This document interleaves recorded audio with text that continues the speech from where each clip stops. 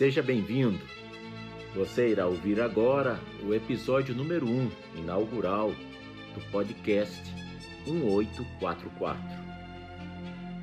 Nesse podcast, iremos regularmente apresentar visões alternativas do mundo em que vivemos, apresentar soluções para os graves problemas que nos afligem e que afligem a humanidade como um todo.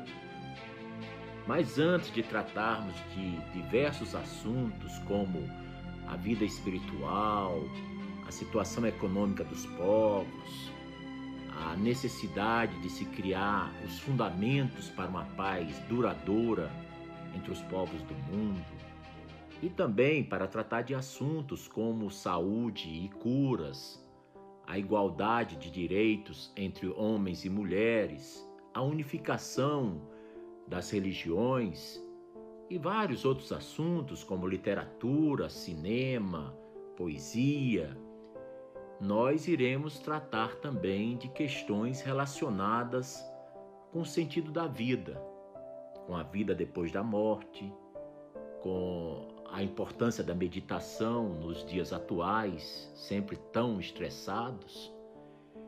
Só que antes de começarmos a tratar desses vários temas, nesse primeiro episódio, iremos fazer uma breve viagem nos últimos 200 anos, para tentar nos localizar.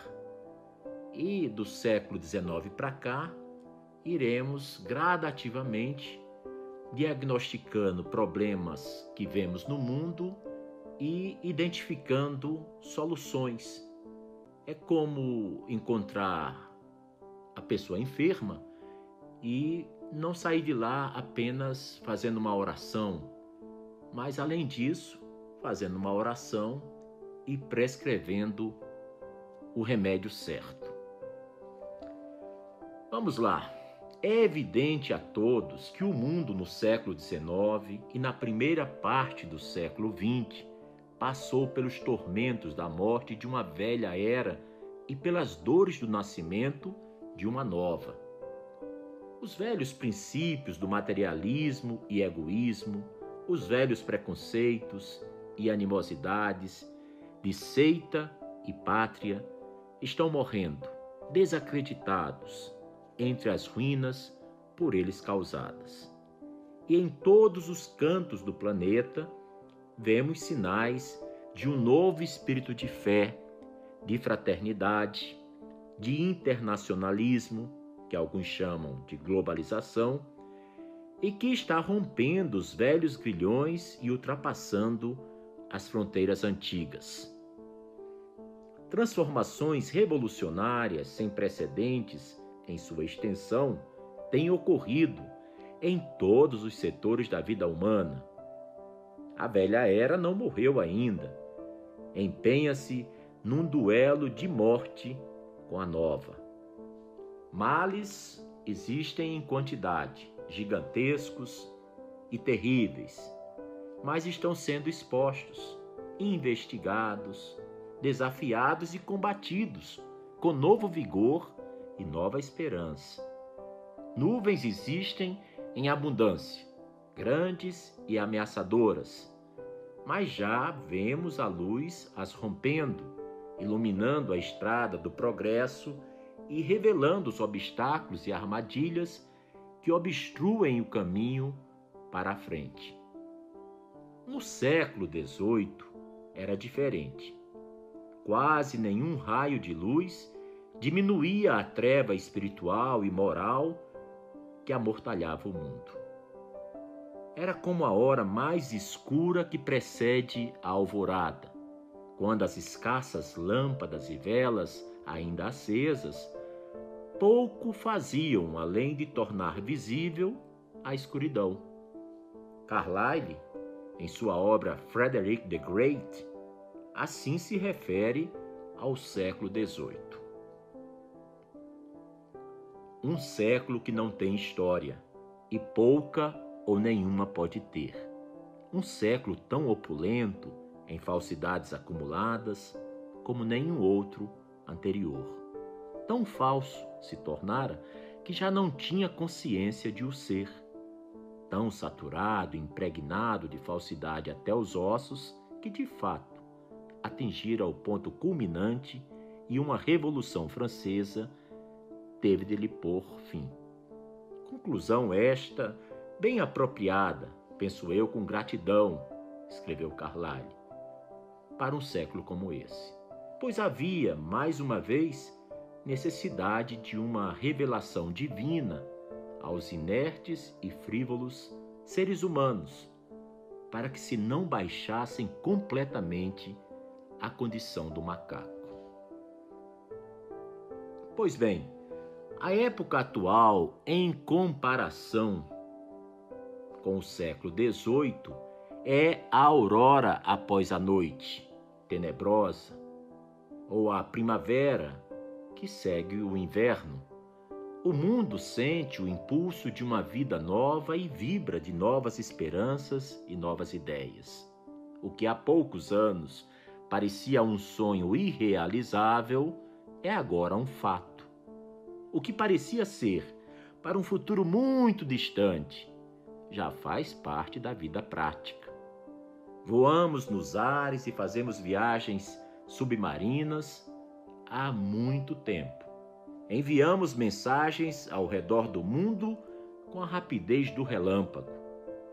Em poucas décadas, temos visto milagres numerosos demais para aqui serem mencionados.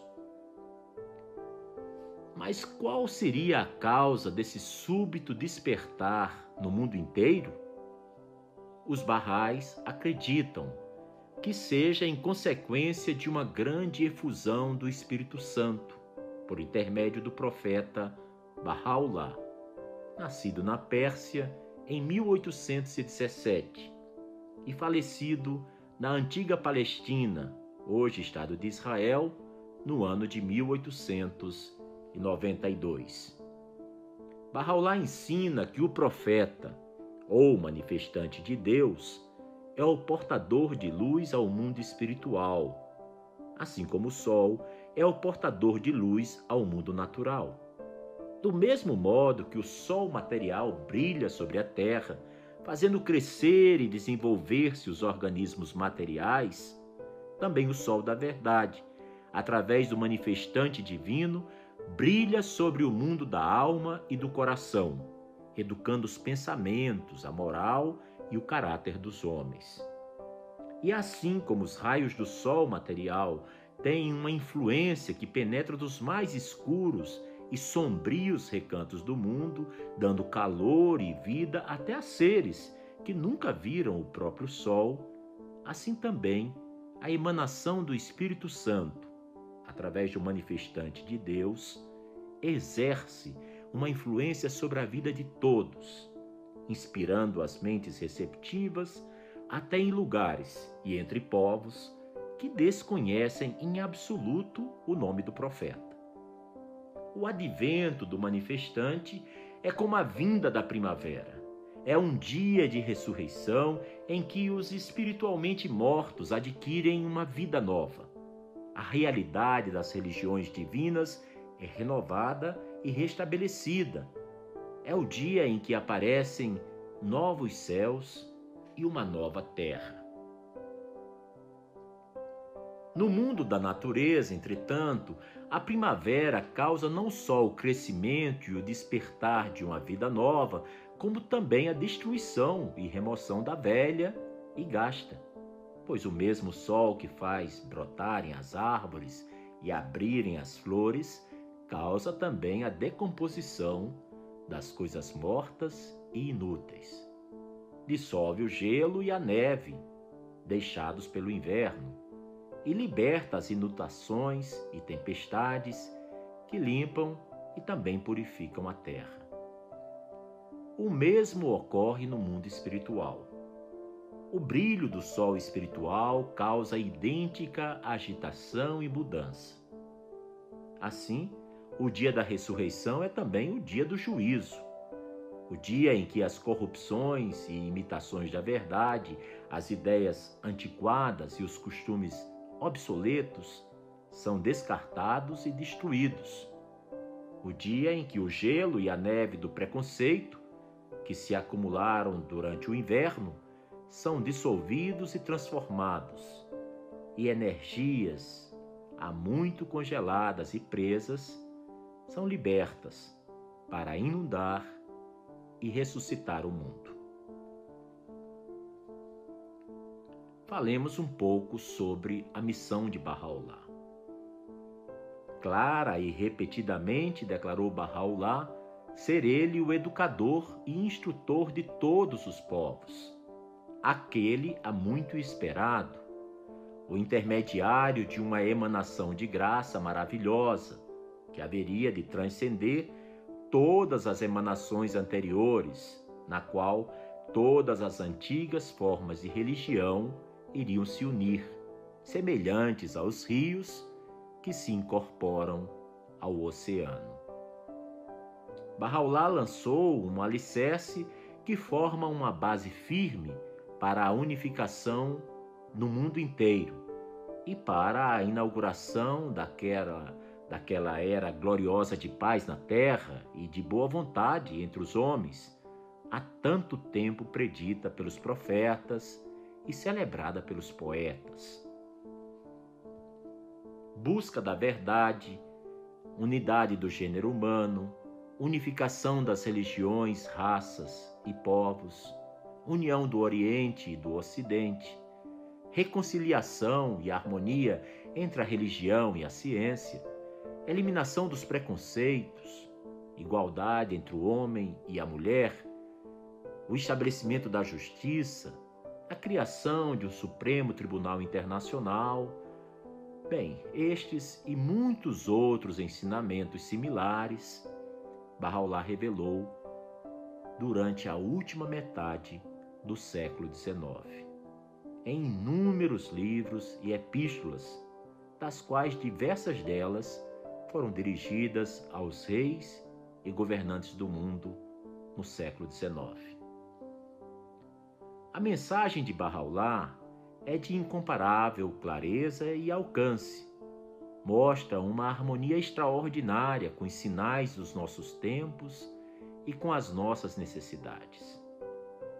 Jamais foram os novos problemas com os quais o homem se defronta tão gigantescos e complexos como são agora. E em nenhum tempo as soluções propostas foram tão numerosas e tão contraditórias.